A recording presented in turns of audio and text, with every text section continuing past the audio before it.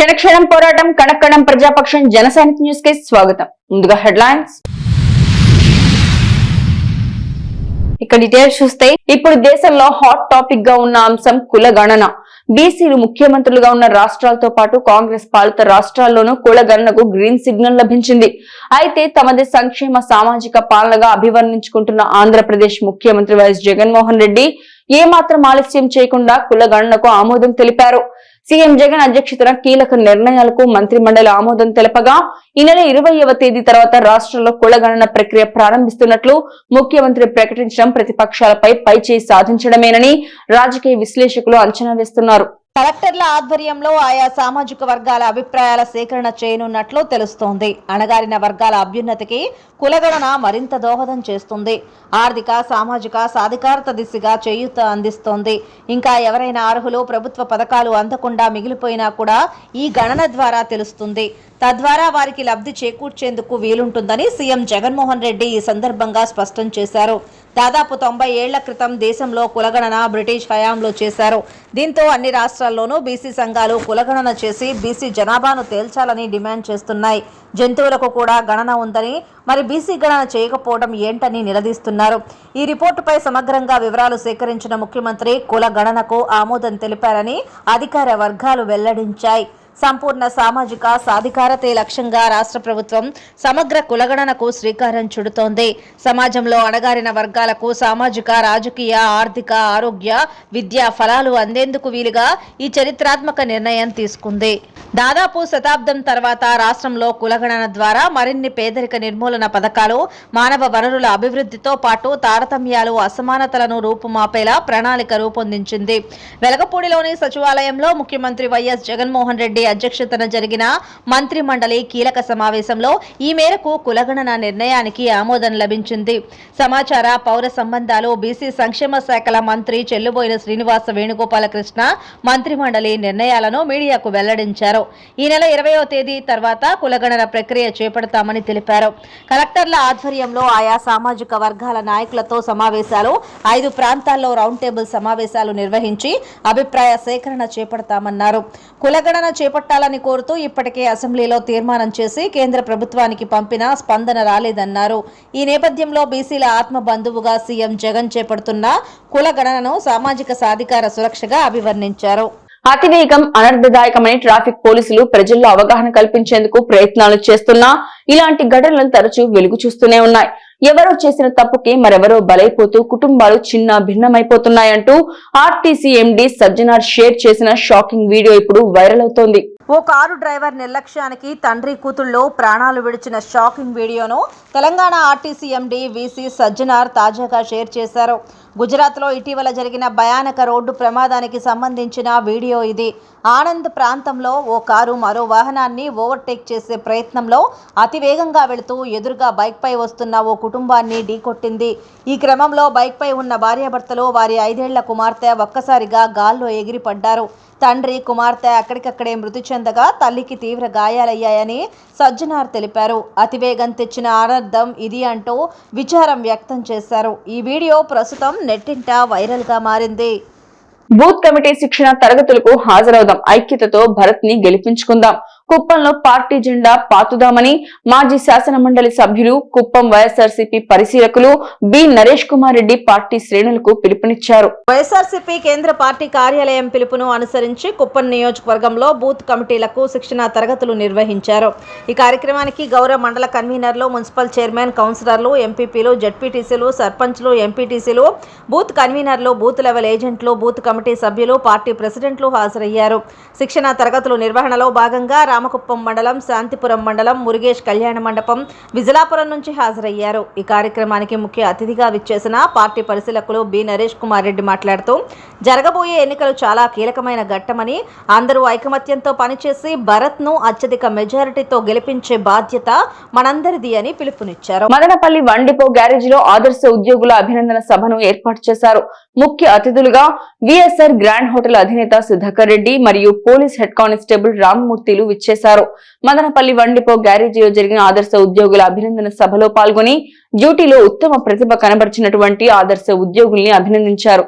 పలువురికి బహుమతులు ప్రదానోత్సవం చేశారు. డిపో అభివృద్ధికి ఉద్యోగులు చేయవలసిన కృషిని తెలియజేస్తూ వారికి సలహాలు సూచనలు ఇచ్చారు. ట్రాఫిక్ విభాగంలో ఇంధనం ఆదా చేయడం వంటి వాటిలో ఉత్తమ ప్రతిభ కనబరిచిన వారికి అవార్డులు అందజేశారు. ఈ కార్యక్రమంలో సూపర్వైజర్లు, అన్ని అసోసియేషన్ నాయకులు, ఉద్యోగులు పాల్గొని జయప్రదం చేశారు. ఇక డీటెయిల్స్ చూస్తే ఉత్తమ ఉపాధ్యాయులు మహమ్మద్ ఖాన్ కు జాతీయ స్థాయి ఉర్దూ రతన్ అవార్డు ప్రదానం చేశారు. మదనపల్లి జెడ్పీ ఉన్నత పాఠశాల ఉపాధ్యాయులు పఠాన్ మహమ్మద్ ఖాన్ జాతీయ స్థాయి ఉర్దూ రతన్ అవార్డు అందుకున్నారు. నవంబర్ 9న విశ్వకవి సారే జహాసే అచ్చా హిందుస్థాన్ హమారా గేయ రచయిత మహమ్మద్ ఇక్బాల్ జన్మదినాన్ని పురస్కరించుకుని విశ్వవ్యాప్తంగా ఉర్దూ దినోత్సవాన్ని జరుపుకుంటారు. ఇందులో భాగంగా గురువారం నంద్యాల జిల్లా కేంద్రంలో కార్వాన్ ఏ ఉర్దూ సంస్థ ఆధ్వర్యంలో ఉర్దూ దినోత్సవాన్ని ఘనంగా నిర్వహించారు. ఈ సందర్భంగా ఉర్దూ భాషాభివృద్ధికి కృషి చేస్తున్న పఠాన్ మహమ్మద్ ఖాన్ కు నంద్యాల మున్సిపల్ చైర్మన్ మహబూబ్ బి, రాష్ట్ర ఉర్దూ అకాడమీ మాజీ చైర్మన్ ఎస్ మహమ్మద్ నౌమాన్ సంస్థ ప్రతినిధులు ఉర్దూ రతన్ పురస్కారాన్ని అందజేశారు. ఈ కార్యక్రమంలో ఉర్దూ ఆచార్యులు, అధ్యాపకులు, ఉపాధ్యాయులు, సాహితీవేత్తలు పాల్గొన్నారు. రాబో మహారాజకీయ కురుక్షేత్ర సంగ్రామానికి పార్టీ నాయకులు, కార్యకర్తలు సిద్ధం కావాలి. గతంలో ఒక లెక్క, రాబో ఎన్నికలు మరో లెక్క. ధనబలం, కులమతం, నియంతృత్వ పోకడ ప్రభుత్వ యంత్రాంగాన్ని ఉపయోగించి అరాచకాన్ని సృష్టించడం వంటి బూర్జువా ప్రభుత్వానికి బీసీ, ఎస్సీ, ఎస్టీ, మైనార్టీ సంక్షేమం కోరి తెలుగుదేశం పార్టీ మధ్య జరుగుతున్న పోర్లో అంతిమ విజయం తమదే. బాబు షూరిటీ భవిష్యత్కు గ్యారంటీ అనే మహత్తర ఇంటింటి నమోదు కార్యక్రమాన్ని వేగవంతం చేయాలంటూ నియోజకవర్గ ఇన్ఛార్జ్ మాజీ ఎమ్మెల్యే దొమ్మలపాటి రమేష్ పార్టీ శ్రేణులకు దిశానిర్దేశంతో పాటు కార్యోన్ముఖుల్ని చేస్తున్నారు. గురువారం మదనపల్లి నియోజకవర్గ తెలుగుదేశం పార్టీ కార్యాలయంలో మదనపల్లి పట్టణ అత్యవసర సమావేశం నిర్వహించి తెలుగుదేశం పార్టీ కార్యాచరణపై చర్చించడం జరిగింది. ఈ సమావేశంలో మదనపల్లి మాజీ శాసనసభ్యులు, నియోజకవర్గ ఇన్ఛార్జ్ దమ్ములపాటి రమేష్ మాట్లాడుతూ తెలుగుదేశం పార్టీ ప్రతిష్టాత్మకంగా మహానాడు వేదికగా ప్రకటించిన మినీ మేనిఫెస్టోని ప్రజల్లోకి తీసుకెళ్లేందుకు బాబు షూరిటీ భవిష్యత్తుకు గ్యారంటీ ఇంటింటి నమోదు కార్యక్రమం వేగంగా ప్రజల్లోకి తీసుకెళ్లే విధంగా ప్రణాళిక రూపొందించి కార్యక్రమాన్ని వేగవంతం చేయాలని తెలియజేశారు. ఎన్నికలకు సమయం దగ్గర పడుతోందని, తమ ప్రణాళికను 100% అమలు చేసే విధంగా ముందడుగు వేయాలని ఆయన నాయకుల్ని కోరారు. ఎక్కడికక్కడ ఎప్పటికప్పుడు ప్రజలకు అందుబాటులో ఉండి ప్రజాపక్షం వహించాలని సూచించారు. కరువు రైతుకు బాసటగా నిలవాలని పిలుపునిచ్చారు. వైకాపా నాయకుల దౌర్జన్యాలను ధైర్యంగా ఎదుర్కోవాలని అన్నారు. పార్టీ తను అన్ని వేళలా మీకు తోడుగా ఉంటానని భరోసా ఇచ్చారు. ఈ కార్యక్రమంలో మదనపల్లి పట్టణ తెలుగుదేశం పార్టీ ముఖ్య నేతలు పాల్గొన్నారు. చేసినారు ఈ 4.5 సంవత్సరము, మనము 4.25 సంవత్సరం ఎంత బాగా చేసినారు అని. ఇప్పుడు పార్టీలో మిమ్మల్ని తప్పించి వేరే వాళ్ళు పెట్టాలంటే నాకు కూడా ఇష్టం ఉండదు. నాకేమంటే కొరత, మన వాళ్ళు ఇన్ని రోజులు మన వెనకటువంటి వెళ్ళి ఇప్పుడు తప్పించినామే. ఇది నోటెడ్ అవుతుంది పార్టీ ఆఫీస్లో. పార్టీ ఆఫీస్లో నోటెడ్ అయిందనుకో, వాడు కొత్తోడు నేను చేసినా మొన్నంతా అని. ఇంకా కొంతమంది ఉన్నారు, చంద్రబాబు నాయుడు వస్తే ఏం చేయలేడా, ఊరికే ముందర ఫోటో కనపడినప్పుడు మన వాళ్ళందరం చేస్తే ముందర నిలబడే ఆ ఫోటో సోషల్ మీడియాలో పెట్టుకుంటున్నారు. చంద్రబాబు నాయుడు వచ్చినప్పుడు నేను ఇది వీరుడు సూర్యుడు ఇది అని. కానీ నమ్మడనుకో చంద్రబాబు నాయుడు. మొన్న వ్యక్తి కూడా వీరుడు సూర్యుడు అంటే నీ ఓటర్ నెంబర్ ఎంత, ఏ పంచాయతీ అని చెప్పి నేను ఎప్పుడు గెలకు సార్ అది కదులుకుంటే పరిస్థితి. అంటే చంద్రబాబు నాయుడు ప్రతి ఒక్కరి బయోడేటా పార్టీ ఆఫీస్లో మనం చెప్పాల్సిన పని కూడా ఆయన కంప్యూటర్లోనే ఉంది. కాబట్టి ఇన్ని రోజులు కష్టపడినాం. ఈ 1.5 నెల మనం అందరం కూడా రిస్క్ తీసుకొని ఈ 1.5 నెల కష్టపడదాం. రాబోయే రోజుల్లో తెలుగుదేశం పార్టీ వస్తుంది. మీరందరూ కష్టపడిన దానికి మీకేం కావాలో నేను దగ్గరుండి చేస్తాను. మీరు ఈ 1.5 నెల మీరు పార్టీని ఇచ్చిన ప్రోగ్రాములు సక్రమంగా చేసుకోవాల్సిన బాధ్యత కూడా ఉంది. ఇంకా కొంత మదనపల్లిలో ఇప్పుడు టికెట్ పండగ కదండి, టికెట్ల పండగ. దీపావళి వస్తుంది, టికెట్ల పండగ కూడా వస్తుంది. పెట్టాలన్న ఉద్దేశంగా దురుద్దేశంతో లేనిపోని కేసులన్నీ పెట్టి మన నాయకుల్ని, పార్టీ జాతీయ అధ్యక్షుల్ని జైలు పాలు చేసి ప్రజలందరూ కూడా చూస్తూ ఉన్నారు. మనం భయపడిపోవాలా, రేపు ఎలక్షన్లో పాల్గొనకూడదు. ఎలక్షన్లో పనిచేసేదానికి భయపడి వీళ్ళందరినీ భయపెట్టుకుని మనకు ఎదురు లేకుండా చేసుకోవాలని చెప్పని అధికార పార్టీ ఈ వ్యూహం పన్ని మన పైన లేనిపోని కేసులు పెట్టి లేనిపోని భయభ్రాంతులను చేసి మన వాళ్ళు ఎన్ని రకాలుగా ఇబ్బంది పెట్టినా మన ప్రజలు ఈ రోజు జయ కొడతా ఉన్నారు. తంబళ్లపల్లి నియోజకవర్గంలో తీవ్ర అంతర్మథనం మధ్య కొట్టుమిట్టాడుతున్న తెలుగుదేశం పార్టీ శ్రేణులకు ఒక చిన్న వెలుగు రేఖ కూడా అమితాందాన్నిస్తోంది. 2019 ఎన్నికల తర్వాత తంబళ్లపల్లి నియోజకవర్గంలో తల్లిదండ్రులు లేని అనాథలా తయారైంది పార్టీ క్యాడర్ పరిస్థితి. ప్రతి మండలంలోనూ మండల స్థాయి నాయకత్వం సమర్థవంతంగా పార్టీ ఆదేశాలను అమలు చేస్తూ వస్తున్నప్పటికీ నియోజకవర్గ నాయకత్వాలేమి ఎత్తి చూపిస్తోంది. తంబళ్లపల్లె మదనపల్లెకు చెందిన ఇద్దరు అగ్రనేతల కలయిక గురువారం ఒక వివాహానికి హాజరై కలిసి చర్చించిన ఫోటోలు తెగ వైరల్ అయ్యాయి. రాజకీయ చర్చకు దారితీశాయి. ఒకప్పుడు పార్టీకి వెన్నుదన్నుగా నిలిచిన మాజీ ఎమ్మెల్యే లక్ష్మీదేవమ్మ కుటుంబం తెలుగుదేశానికి ముఖం చాటేయడంతో ఆ లోటును భర్తీ చేసే నాయకులు కానరావడం లేదు. అంతేకాక ప్రస్తుత ఎమ్మెల్యే పెద్దిరెడ్డి ద్వారకానాథ్ రెడ్డి పటిష్టమైన నాయకత్వం ముందు మాజీ ఎమ్మెల్యే శంకర్ యాదవ్ వ్యవహారం దినదినం తీసుకట్టులా సాగడంతో పార్టీ కేడర్కు భరోసా కనుచూపు మేర కానరావడం లేదు. బీజేపీ జాతీయ నాయకులు చల్లపల్లి నరసింహారెడ్డి టీడీపీ తీర్థం పుచ్చుకుని ఎమ్మెల్యే అభ్యర్థిగా వస్తారన్న ఊహాగానాలు కార్యరూపం దాల్చలేదు. దీంతో ఓవైపు ఎన్నికలు ముంచుకొస్తున్నాయి. మరోవైపు కొత్తకోటకు చెందిన మైనార్టీ నేత పర్వీన్ తాజ్ లాంటి వారు ఎంతలా గీంకరించినా ప్రత్యర్థి ముందు బలాదూరే అని తేలిపోతుండడంతో పార్టీ నాయకులు కార్యకర్తలు నీరుగారిపోతున్నారు. ఇంకోవైపు తంబళ్లపల్లె మాజీ ఎమ్మెల్యే లక్ష్మీదేవమ్మ కానీ ఆమె తనయుడు ప్రవీణ్ కుమార్ రెడ్డి కానీ పార్టీ పగ్గాలు స్వీకరించనున్నారనే వార్త గత ఏడాది కాలంగా ప్రజల్లో ప్రచారం జోరుగా సాగుతోంది. పెద్దిరెడ్డి కుటుంబాన్ని ఢీకొనే సామర్థ్యం కలిగిన నేతలు వారేనన్న చర్చ సాగుతోంది. అంతేకాక ఇక్కడ లోకల్ నాన్ లోకల్ ఫ్యాక్టర్ కూడా ఎక్కువగా ఉంది. తెలుగుదేశానికి కంచుకోటగా చెప్పుకునే కురబలకోట మండలం అంగళులో సాక్షాత్తు పార్టీ అధినేతపైనే కొందరు దాడులకు తెగిస్తే అడ్డుకోలేకపోవడం, క్యాడర్ను సరిగా ఉపయోగించుకోలేకపోవడం మాజీ ఎమ్మెల్యే శంకర్ యాదవ్ వైఫల్యానికి నిదర్శనమని విశ్లేషకులు తేల్చేస్తున్నారు. నియోజకవర్గంలో 6 మండలాల్లో పటిష్టమైన క్యాడర్ను సమన్వయం చేయడంలోనూ శంకర్ యాదవ్ ఘోరంగా విఫలమయ్యారని పార్టీ నాయకులే ఘోషిస్తున్నారు. ఈ క్రమంలో లక్ష్మీదేవమ్మను కానీ ఆమె తనయుడు ప్రవీణ్ను కానీ ఎక్కడా ఏ తెలుగుదేశం నాయకులు కలిసిన పార్టీలో చేరుతున్నారనే ఊహాగానాలు జోరందుకుంటున్నాయి.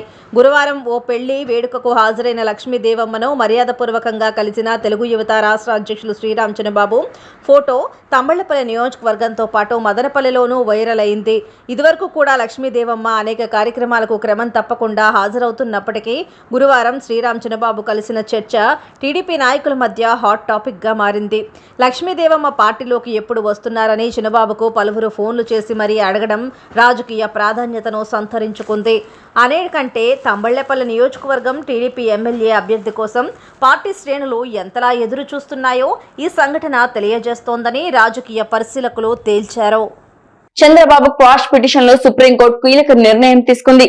స్కిల్ స్కామ్ కేసులో ఏపీ మాజీ సీఎం టీడీపీ అధినేత చంద్రబాబు క్వాష్ పిటిషన్ పై సుప్రీంకోర్టు తీర్పు వాయిదా వేసింది. 7వి దీపావళి సెలవుల తర్వాత క్వాష్ పిటిషన్పై తీర్పు వెలువరించనున్నట్లు తెలిపింది. అటు ఫైబర్ నెట్ కేసులో ముందస్తు బెయిల్ పిటిషన్పై విచారణను ఈ నెల 30కి వాయిదా వేసింది. అంతవరకు చంద్రబాబును అరెస్టు చేయొద్దని సిఐడిని ఆదేశించింది. చాలా రోజులుగా క్వాష్ పిటిషన్ తీర్పు కోసం ఎదురు చూస్తున్న తెలుగుదేశం పార్టీ అభిమానులకు తీర్పు మరింత జాప్యం అవుతుండడం పట్ల అసహనంతో ఉన్నారు. ఓవైపు ఎన్నికలు ముంచుకొస్తున్న వేళ చంద్రబాబు నాయుడు ప్రత్యక్ష నాయకత్వంలోనే ఎన్నికలు ఎదుర్కోవాలని శ్రేణులు కోరుకుంటున్నాయి. ప్రఖ్యాత ఇంజనీరింగ్ కళాశాల Madanapalle institute of technology and science నందు మిట్స్ ఇన్నోవేషనల్ ఛాలెంజ్ 1.0 పోటీలను విద్యార్థులకు నిర్వహించినట్లు కళాశాల ప్రిన్సిపల్ డాక్టర్ సి యువరాజ్ తెలియజేశారు. కళాశాలలోని ఇన్నోవేషన్ సెల్ విభాగం వారు నిర్వహించిన ఈ కార్యక్రమంలో విద్యార్థులు అభివృద్ధి చేసిన నూతన ఆవిష్కరణలను ఈ పోటీలో విద్యావేత్తలు, పరిశ్రమ నిపుణులు మరియు పెట్టుబడిదారులకు ప్రదర్శించడానికి నిర్వహించినట్లు ఆయన పేర్కొన్నారు. ఈ కార్యక్రమంలో ప్రిన్సిపల్ డాక్టర్ సి యువరాజ్ మాట్లాడుతూ విద్యార్థులు ఇన్నోవేషన్ స్కిల్స్ ను మెరుగుపరుచుకోవడానికి ఇలాంటి కార్యక్రమాలు ఉపయోగపడతాయని, స్టార్టప్ కంపెనీలు స్థాపించడానికి ఇలాంటి నూతన ఆవిష్కరణలు ఉపయోగపడతాయన్నారు. అనేక పరిశ్రమలలో ప్రస్తుతం జరుగుతున్న డెవలప్మెంట్లో ఉన్న సమస్యలకు పరిష్కారాలను విద్యార్థులు కనుగొన్నారని, వాటిని ఈ కార్యక్రమంలో ప్రదర్శించారని ఆయన వివరించారు. ఈ కార్యక్రమంలో వివిధ కళాశాలలు, పాఠశాలలు మరియు స్టార్టప్ కంపెనీలకు చెందిన మొత్తం 46 బృందాలు, 150 మందికి పైగా విద్యార్థులు పాల్గొన్నారు. పాల్గొన్నారని ఈ ఫెన్సింగ్ గ్రామీణ గృహాలకు పోర్టబుల్ తక్కువ ఖర్చుతో అందుబాటులో ఉండే toilet design, smart railway security system, smart LED integration approach వంటి వాటి ఆవిష్కరణలు ఉన్నాయని చెప్పారు. ఇందులో ప్రతిభ కనపరిచిన 4 జట్లకు మొదటి బహుమతిగా ఒక్కొక్క జట్టుకు 5,000, 4 జట్లకు రెండవ బహుమతిగా 3,000 మరియు ఉత్తమ స్టార్టప్ 5,000 రూపాయల చొప్పున నగదు బహుమతిని అందించినట్లు ఆయన తెలిపారు.